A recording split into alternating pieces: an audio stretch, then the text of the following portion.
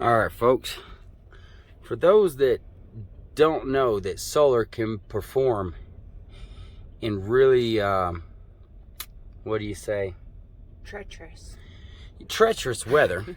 Check this out. I know you can't hear. You see the solar going in? Make sure you can see it here. See that solar bar, that arrow going in to that battery? 13.1. Oh, let me turn this off. See that heater's running? You hear it's running. TV's on. And let's go up front. And by George,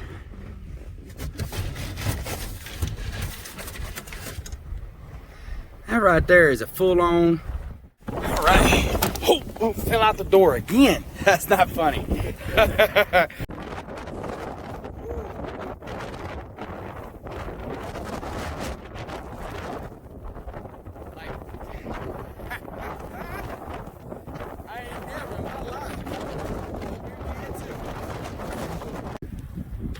These are 3 100-watt Renogy solar panels.